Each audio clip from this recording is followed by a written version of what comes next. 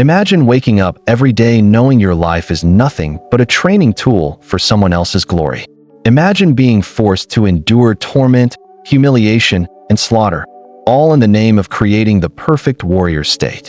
Well, welcome to ancient Sparta, where the warriors were revered and the slaves were disposable. But this isn't the glorified Sparta from Hollywood's Star 300 star. No, this is the dark side, the horrifying truth they never wanted you to know. A truth soaked in blood, cruelty, and spine-chilling rituals. And in this video, we're going deep into the very heart of that darkness. Before we start, tell us in the comments, where in the world are you watching from? Let us know.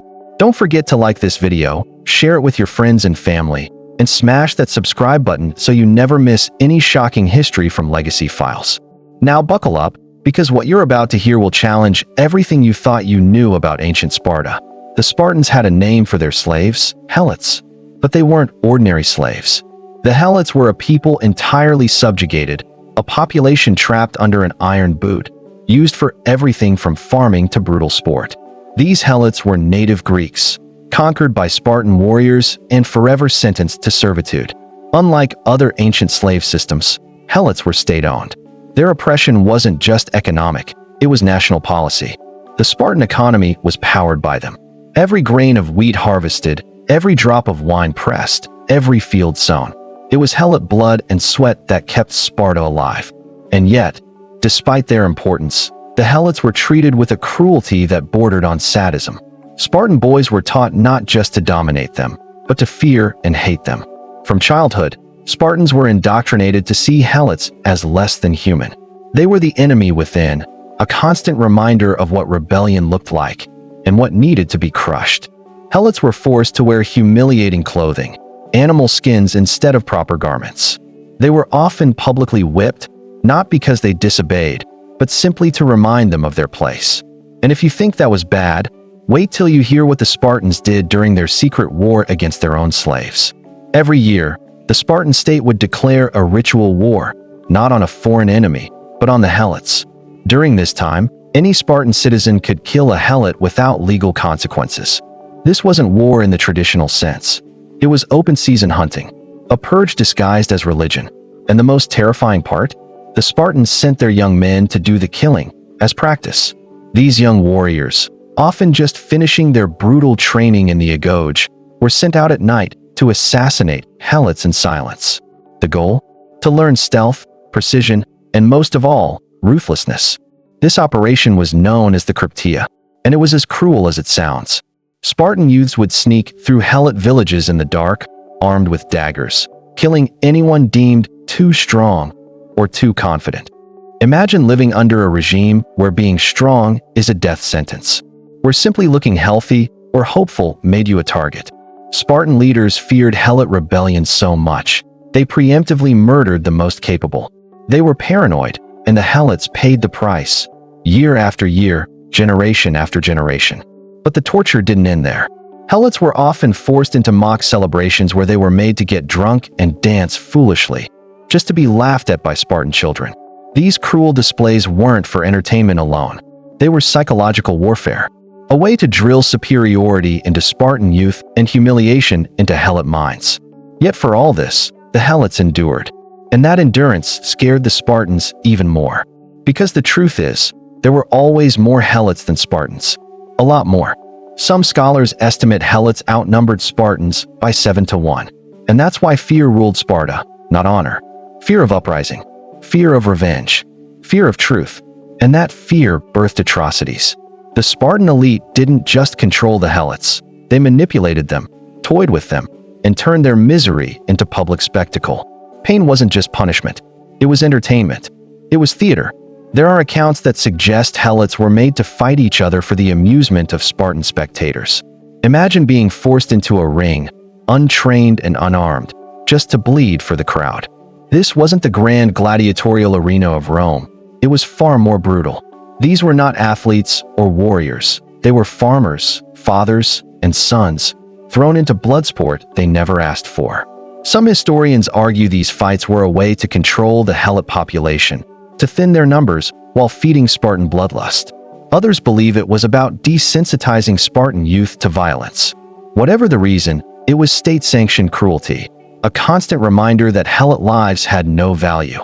Spartan children were taught early, mercy is weakness. From watching Helots whipped, mocked, and mutilated in public, they learned that compassion had no place in Sparta. One tale describes a Helot being forced to drink so much wine he became violently ill, then was paraded around for Spartan boys as a cautionary tale, not just to warn against drunkenness, but to dehumanize the slave. The Helot was no longer a man, but a puppet of ridicule. The laughter of children masked the horror of indoctrination. This was psychological engineering, designed to erase empathy from Spartan hearts. Even worse were the festivals where Helots were used in ceremonial rituals. Some of these ceremonies involved symbolic killings, mock hunts, or forced servitude in humiliating roles. To the outside world, these might have looked like religious rites. But to the Helots, they were nightmares dressed in robes. And while some might argue this was just the ancient world being ancient, make no mistake, other Greek city-states didn't treat their slaves like this. Athens, for all its faults, allowed some slaves to earn freedom. In Thebes, slaves could marry and have property.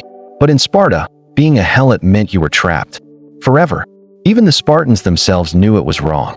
How? Because they were obsessed with hiding it. Foreigners were rarely allowed in Sparta.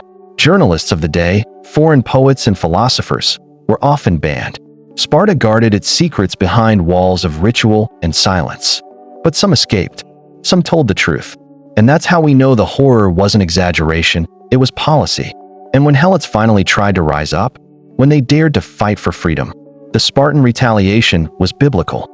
In one uprising, thousands of Helots barricaded themselves in a mountain fortress. Sparta responded by starving them out. Those who surrendered were promised safety, but instead, they were executed. Over 2,000 Helots were slaughtered in a single campaign. Not on the battlefield, but after surrender. It was betrayal, wrapped in diplomacy. Sparta's brutality wasn't just physical, it was strategic. Every atrocity had a purpose, domination through terror. And yet, incredibly, Helots continued to rebel. Even knowing the cost, they resisted. They risked everything to reclaim their humanity. It's in these stories of rebellion that we find true courage. Not in the muscle-bound warriors of legend, but in the broken backs that dared to rise. The Spartan war machine was terrifying, but ultimately, it was fragile. Built on fear, oppression, and silence, it couldn't last forever. And when the cracks began to show, they split fast and wide. As neighboring Greek states evolved, embracing philosophy, innovation, and diplomacy, Sparta stayed chained to its militarism. While Athens built democracy, Sparta polished its spears. The Helots, meanwhile, never stopped hoping, never stopped resisting. Every small act of defiance, every whispered plan, was a thread tugging at the fabric of Spartan control. And eventually, that fabric tore. In the 4th century BCE, Sparta suffered a humiliating defeat at the hands of Thebes in the Battle of Leuctra. For the first time, the myth of Spartan invincibility shattered. The Helots watched and waited. As Spartan confidence crumbled, the Helots knew their moment would come. It did. In the following years, rebellion broke out across Messenia, the homeland of many Helots. This wasn't a whisper, it was a roar, a full-scale uprising. And the Spartans? They couldn't stop it. Their numbers were too few. Their grip too weak. The very system they created to dominate now betrayed them. Messenia was lost. Helots there were finally free after centuries of blood and servitude. But the damage wasn't just military. It was spiritual. The loss of Messenia shook Sparta's identity. They had always been warriors, but now their enemies laughed. As years passed, Sparta declined. The army weakened. The population shrank. Their slaves had once kept them powerful, but their cruelty had ensured rebellion.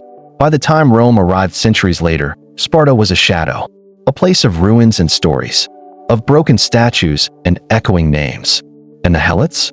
They became footnotes, forgotten in history books, sidelined by legends of Leonidas and Thermopylae. But let's be clear, the real heroes weren't in capes and crimson cloaks. They were the ones who endured, who rose, who survived. History remembers the Spartans as fierce warriors, but maybe it's time to remember the Helots as fierce survivors. So now, we ask you, was Spartan glory worth the price? Was it honor or horror? Drop your thoughts in the comments. Like this video if it made you think. Share it with someone who still believes the myth. And subscribe to Legacy Files for more truth-telling, myth-breaking stories from the shadows of history. Thanks for watching. Stay curious, stay bold, and remember, every empire built on cruelty leaves ghosts behind.